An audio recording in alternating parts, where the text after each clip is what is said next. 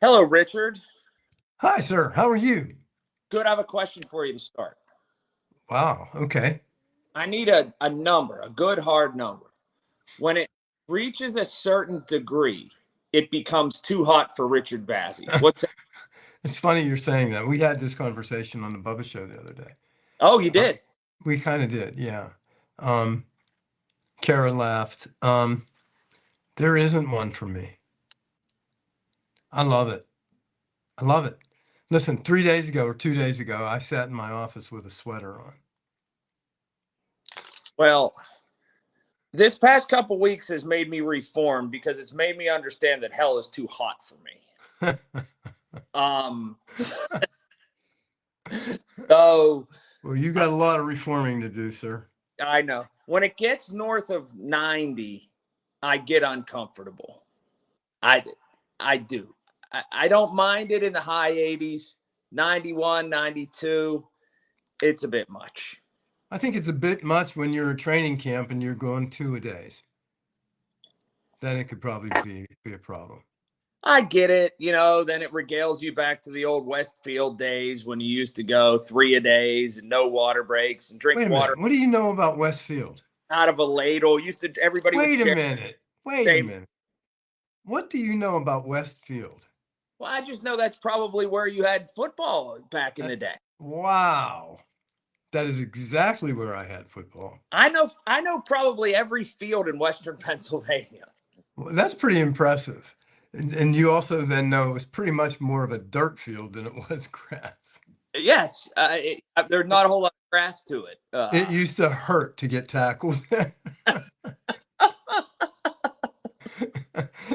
And so the goal there was to inflict pain, not receive pain. Yes, and when you would start practice, by the time you would end practice, those 2 days, your pads would weigh probably 40 more pounds because all the sweat and everything else. Wow, that's pretty funny. That field. Is it still called Westfield? I don't even know if it is. Yeah, it's all been redone. Yeah, it's crazy. Yeah. That's pretty cool that you know that. But did you play football? Yeah. What were you? What position? Player. But and then as I got older, baseball took up a lot more of our time. But in terms of 2-a-days, back to those 2-a-days, I just think of being in like a brain fog, like not being able to think. And I don't know how your body functions. It's funny. That boy, you bring back so many memories. I can remember playing and running the wrong route. I was running back and a linebacker on defense. And I can remember running the wrong route. And it was for a screen pass, and I ran just an out, just a sideline pass. That coach whacked me in the head so hard when I came off the field and screamed at me. And it was so funny because today you couldn't do that. But No. but he whacked me so hard. And my grandfather was in the stands, and this is funny. And he came down and he jumped the fence and he went over and grabbed that coach. Oh, wow. Yeah. I come from a Syrian Italian family. We're all crazy. Be on all 3 news channels now, and CYS would be there. Yeah. That's funny. And seeing all that by mentioning Westfield. Westfield. Yeah. That's great content. It could be like, okay, it could be 100 degrees and you're okay with that? Well, I haven't had the 100 degrees yet, but yeah, 94, 95, I'm fine. Because no matter what, it seems to there's always a breeze. Huh. Okay. All right. So, I mean, yeah, no, there's no point that's my melting point. I don't complain. I just, it gets me because every day you're alive, it's a positive. So I don't complain about it. But it's a little warm. It is. It is. And, so what's on our agenda today? On our agenda today, let's think about that. Are you stopping? Okay, because this is about all sports. Are you stopping all you're doing and watching Paul Skeens pitch every day, every 5th day that he pitches? Are you bought into this? Yeah. No. No? No. Are you? And you may remember this. I've thought about this. The one of the things that it's comparable to right now, if you look back in history and you do some reading, but you'll remember this, is Fernando Mania whenever Valenzuela would pitch. It's the same kind of deal that's happening. I don't think I lived here then. No, well, that was in Los Angeles. When Fernando Valenzuela pitched there, it makes a whole town stop. Oh, yeah. What am I thinking? Yeah. It did. It did. And I was part of that. I did get caught up in that. I loved it. And it's doing the same here. What we're seeing now, I don't think we're going to realize until we look back at it in retrospect. I just wish the team was better, but it's incredible what he's doing and how he's captivating people. I've noticed this from a merchandise standpoint. He's overtaken McCutchen as the current player that's selling the most merchandise. Yeah. It's interesting you bring that up because this morning's Post-Gazette had a big article about the Pirates and, I don't know if you saw it yet, and they, did a critique of, not spending enough money and blah, blah, blah. Did you see the article? I did. And you see the amount of revenue generated by the Pirates? Yes, and there are Blew me away. Legislators calling for, if you spend just a little more, you could potentially win 3 or 4 more games, and it just you owe it to yourself and the people here to spend even just a little more because it equates to more wins. Yes, and I was blown away, even with what I call a mediocre team. The amount of revenue. So when people start talking, well, we should get rid of the Pirates and have a basketball team. No, there's no financial case for that. It would kill the city. Right? You can't replicate 81 home days, which is what baseball gives. If you have baseball in a town, plus with the television contract, then with all the ancillary stuff in and around the park, it is a boon for your city, even if you don't draw huge. They employ 3,000 people. Yeah. I mean, that's a city. I mean, that's a lot of people. You couldn't recover that. I don't think. So I will still continue to complain about being 50-50, winning, being 500 team, and thinking that's a good job. I'm still going to not accept that. Well, that's a topic into itself.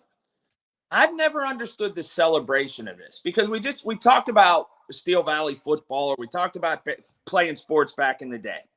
The celebration of 500, I've never understood because we've all played on teams. You win one, you lose one, you win one, you lose one, you win. That sucks. 100%. Yeah, 100%. Yeah, I mean I just don't get that, and I won't accept it. I won't accept anything from any of the coaches that say it. I think we're scheduled to have on as a guest the Pirates coach, and I'll say that to him. I will say that, and he's not going to like it, but I will say it. I don't accept it. I don't think being a 500 team is an accomplishment. It's an accomplishment. Yeah, if you look at it, last year we won 20 games and lost 140. That's certainly an improvement, but it's not acceptable. No, it isn't, and it is directly tied to the amount of money that you spend. Unfortunately, I don't agree with that either. Well, tell me how. I think that the structure is skewed in baseball, where the teams that spend more money win more games. I mean, it falls hand. It does, and the numbers support that. But I mean, you could take any sport. How do you coach somebody up? How does it? To me, it falls on coaching. There's everybody on these teams in the league has talent. Who gets it best out of his players? I don't believe there's a set of players that were born that have X amount of skill, and then there's a subset that is just mediocre. I don't believe that. Mike Tomlin has a video I saw on Instagram the other day. Okay. You might have the ability, but are you willing to do it? Are you willing to do what it takes? And, money can come after that, but how many people are really willing to do what it takes?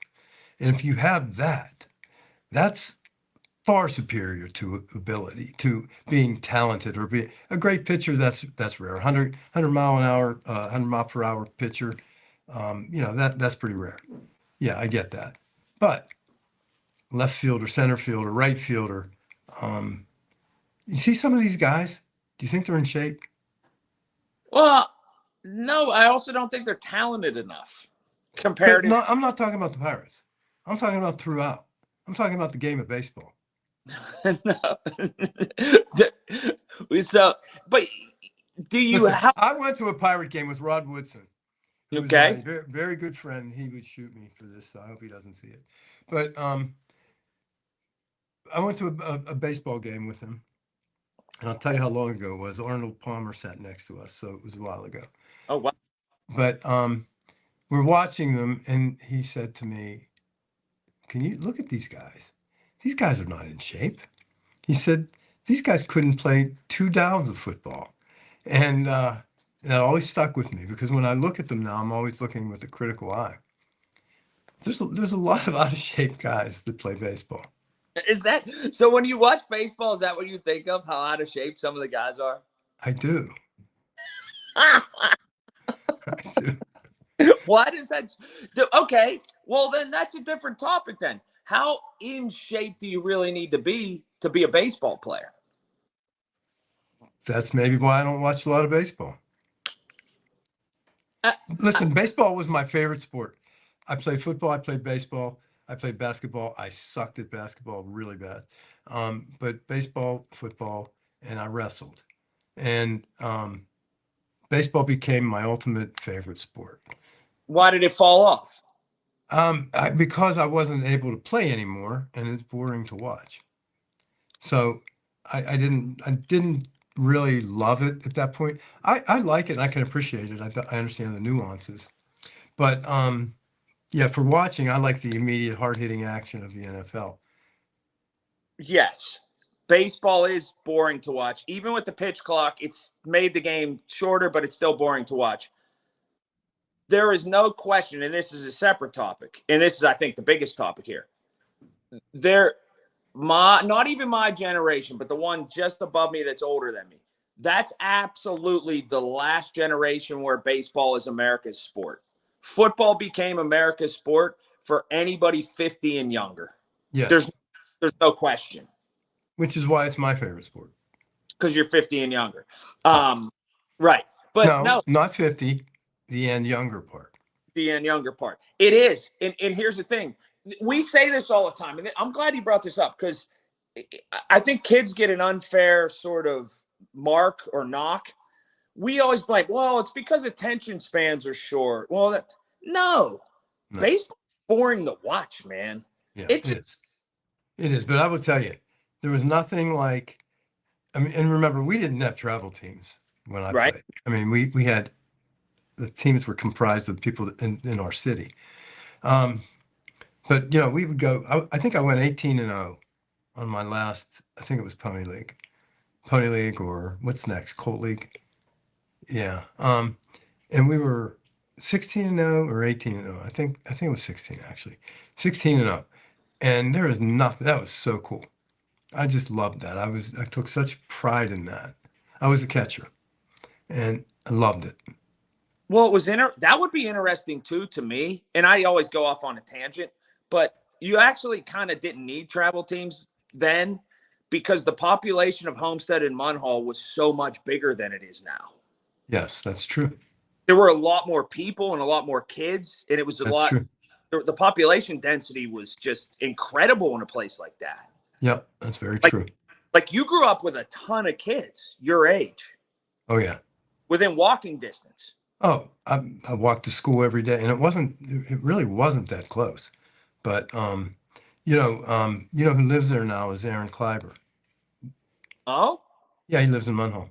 yeah. So yeah, it's pretty cool. But yeah, we had a lot of kids. We had a lot of it was just different. Everything was different. People talk about that all the time, but it was very different. Well, can I mention something that I think that you could touch on here Yeah. is one of the faults of all sports in society as kind of a whole, I think, in the sporting realm is kids participate now more than ever in everything, which is good, but they don't participate without it being official, without a uniform on, without umpires or officials, or kids don't just play. Everything is an official game. And that's one of the downfalls of our sports right now. They don't just go out to the field and play. Everything is on a schedule at 6 o'clock at night, whatever. And they don't know how to problem solve because of such. They don't know how to communicate amongst themselves because of such. It's facilitated by an adult way too much. Why do you think that is? How do you think we got to that point? I don't know. Well, one is because of the money that can be made, and two, because of the false glory that parents are chasing all the time. Yeah, and you see, the problem is the parent. Oh, 100%. Yeah, and because in the monetization of it, right? Everybody sees that. You have college kids getting $1 million to play basketball, right, on a college team. To me, I'm just really opposed to that. But that's where it begins, right? I guess. And it starts at that younger age. They start chasing money before they start chasing victories, and that's apparent, right? So I do believe that, and that is a whole different thing. I mean, Pat Narduzzi and I talk about this sometimes also. And I mean, I hate it. I hate the NIL. I hate the whole deal. I can't stand it. I think it's the death of modern sports, college Yeah. sports. I think Yeah. there's going to, at some point, be a gigantic reversal. But remember, when you couple that with social media, and I don't see it being a reversal. How do you stop it? It's like a big ball that's picked up so much momentum. How do you stop it? There's just going to have to be an ability, and football's hard because you're not physically capable. There's going to have to be an ability to go straight from high school to the pros, and kids just choose that route. And if they fail, they fail. So be it. Yeah, I just still don't think it's going to change much. I really Did I don't. see you met Drew Joyce, by the way? The new Yes. football coach? Yes. He is one of the most He's going to take the words right out of my mouth. he's one of the most impressive people that I've met in a Stop it. You're reading my script. No, but he is. Hey, Colin, Kara's sitting here with me and she's smiling. I have 30 minutes with this guy, and man, I'm telling you, I forget who I called. And I said, latch on to him. He's a winner. He is going to make a crazy impression. And then Chase Goldstein, his assistant coach, Right. who was I think he was with Charlotte Hornets even. Man, these guys are inspirational. They're just thirsting for knowledge. They care about the kids. They want to take them to the next level. They are super impressive. So I'm really glad you said that. I mean, these guys are crazy impressive. Yeah, and I mean Drew Joyce and what he's about, what he stands for, and Yep. how he played overseas for such a long time. He did. And just kept working to get better, and hit the ceiling of what he was as a player. And it didn't include the NBA, but was able to do that and kept plugging away. Is such a study in perseverance for me. Is an incredible inspiration to people. You know the one word I'd use for him? Respect. Oh, yeah. He respects the game. He respects the players. He respects the people. He respects his past coach. He respects his dad. His dad's still a coach. And it's respect. Everything is found respect and humility. The guy is unbelievable. Well, I Really is. didn't take shortcuts because they couldn't. Because Yeah. they had to go the long way because it was the only way they could get there. And Did you see our video? Did you see Yeah. Kara's video of the shoes that he presented me? The LeBrons, the Right. player shoe, one of 250. Man, that's unbelievable. I cherish them. That's pretty great stuff. Oh, he's great. I can't wait. And it's funny because I told him that, I did not finish college, but I went, I'll call it 2 years. And Norm Nixon was in one of my classes. That's how old I am. Oh, yeah. Yeah, you know who Norm Nixon is. Oh, yeah. Yeah, right. And they're chasing that. They want those glory days back. Because Duquesne had some really good teams. Duquesne was the place, not Pitt. Oh, for sure. With an Nelson, Right? Bobar, and all those Yeah. guys. Man, is there anything about sports you don't know? No, I know a lot about life too. I mean, I know a lot. you know, it is Well, what it is. I saw your commentary, your political commentary on Twitter. Is that good or bad? Oh no, it's like I can't. I have to remain neutral, but I would say I probably agree with you.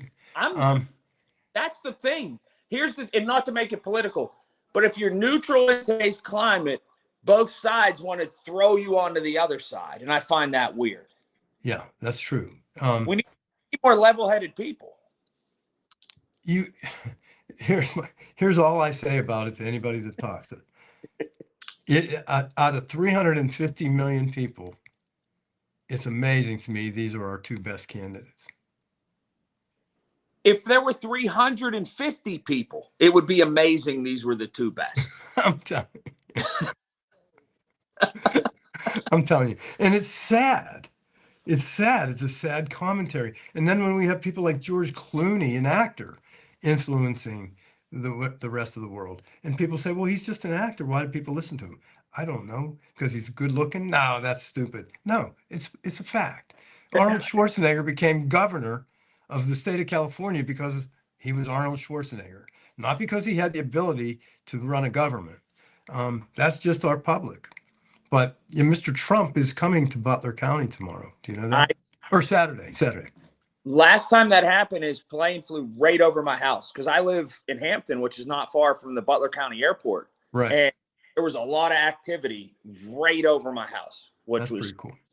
Yeah. So.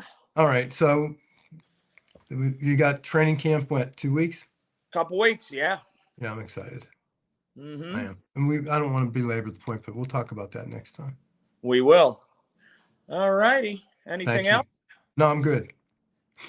Have a good week. Yeehaw. Yeehaw.